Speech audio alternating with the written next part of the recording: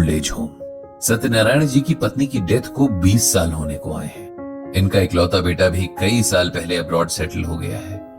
सत्यनारायण जी अब एकदम अकेले पड़ गए हैं। कभी कभी उनका एक भतीजा आ जाता है जब उन्हें डॉक्टर या बैंक तक जाने की जरूरत पड़ती है। भतीजा इसी शहर में रहता है। पिछले कुछ वक्त से सत्यनारायण जी की हेल्थ ठीक नहीं रहती। कभी ब्लड प्रेशर ठीक नहीं रहता तो कभी शुगर लो हो जाता है।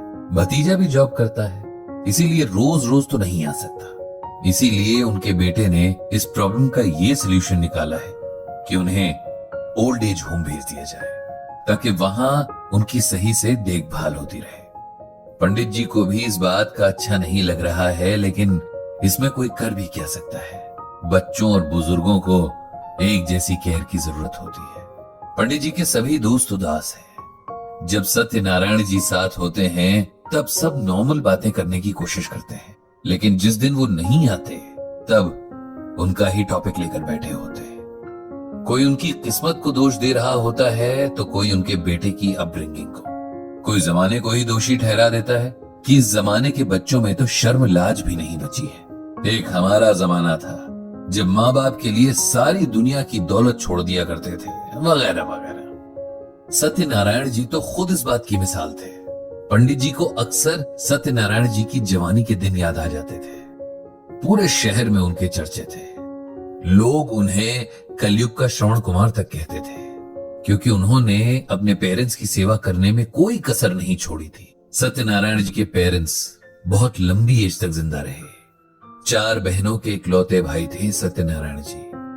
बहनें तो शादी के बाद अपने घर चली गईं, इसीलिए पेरेंट्स की रिस्पॉन्सिबिलिटी सत्यनारायण जी को निभानी थी, जिसे उन्होंने बहुत अच्छे से निभाया। सुबह सुबह उठकर ऑफिस जाने से पहले अपने पेरेंट्स को नाश्ता बनाकर खिला दिया करते थे, क्योंकि उनकी वाइफ बच्चों के स्कूल जाने की तैयारी में बिजी रहती।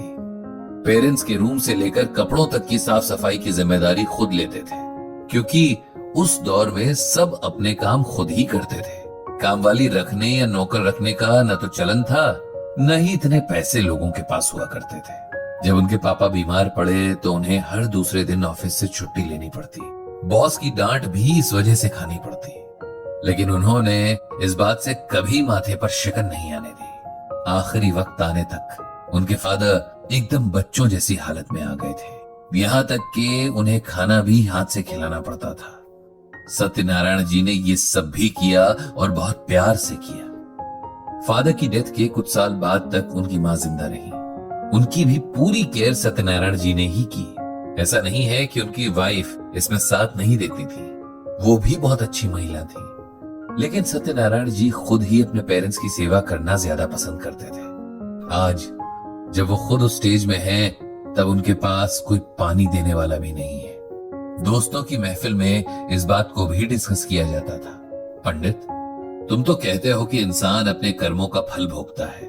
हमारी जानकारी में तो सत्यनारायण ने बहुत अच्छे कर्म किए, अपने पेरेंट्स की बहुत सेवा की, फिर उसके साथ ऐसा क्यों हो रहा है? बताओ, उसे इस एज में ऐसे क्यों अपना घर छोड़कर अनजान लोगों के साथ रहने जाना पड़ रहा है? पंडित जी उन्हें समझाते कि आत्मा कोई 1 या 2 जन्मों में नहीं बंधी होती, वो तो लगातार एक शरीर से दूसरे शरीर में जाती रहती है। एक जन्म के कर्म से कुछ खास तय नहीं होता। इस जन्म में हम बहुत अच्छा करें, लेकिन अगर आत्मा पिछले जन्म के बुरे कर्मों का बोझ लेकर चल रही है तो उसका फल तो भुगतना ही पड़ेगा। अब वो दिन भी आ गया था जब सत्यनारायण जी को ओल्ड एज होम जाना था। एक शाम पहले जब उनसे मिलने उनके घर गए तो माहौल बहुत गमगीन हो गया था। सब मिलकर लौट आए, लेकिन पंडित जी वहीं बैठे रहे। जब एकांत हुआ तब सत्यनारायण जी पंडित जी के सामने खुलकर रो पड़े।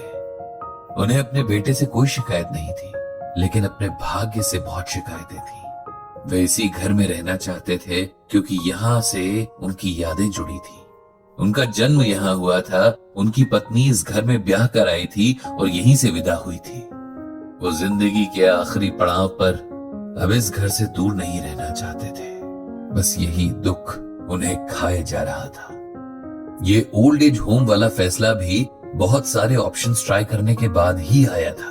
पहले किसी रिलेटिव के बेटे को साथ रखा गया, लेकिन एक बूढ़े आदमी की रिस्पॉन्सिबिलिटी कौन लेना चाहेगा, इसीलिए वो भी चला गया। फिर एक सर्वेंट का इंतजाम किया, लेकिन वो भी कुछ टाइम के बाद छोटा मोटा सामान चुरा कर भाग गया। उनकी हेल्थ हर दिन गिरती ही जा रही थी, इसीलिए उनके बेटे ने अब ये इंतजाम कर दिया था। इस ओल्ड एज होम में डॉक्टर से लेकर नर्स तक की सारी फैसिलिटीज थी। खाने से लेकर सोना जागना तक सब कुछ सीसीटीवी कैमरे के सामने होता था। पंडित जी अपने दोस्त के मन को अच्छे से समझ रहे थे और ये भी समझ रहे थे कि उन्हें समझाना बहुत जरूरी है। इसीलिए उन्होंने सत्यनारायण जी को शांत किया और फिर उन्हें गीता का ये श्लोक सुनाया। दैवी ह्येषा गुणमयी मम माया दुरत्यया मामेव ये प्रपद्यन्ते माया में ताम तरन्ति थे। इसका अर्थ ये है कि ये दैवी त्रिगुणमयी माया बड़ी कठिन है, परंतु जो मेरी शरण में आते हैं वे इस माया को पार कर जाते हैं। अब मैं तुम्हें सिंपल वर्ड्स में इसका मतलब समझाता हूं। इस श्लोक में भगवान श्री कृष्ण अर्जुन को अपनी माया के बारे में समझा रहे हैं। वही माया जो हमारे मन में चीजों, लोगों और जगहों के लिए मोह पैदा करती है। भगवान श्री कृष्ण इस श्लोक में ये एक्सेप्ट करते हैं कि अहंकार से भरे हुए और सेल्फ सेंटर्ड लोगों के लिए मेरी माया से पैदा हुए मोह को पार कर पाना इम्पॉसिबल है।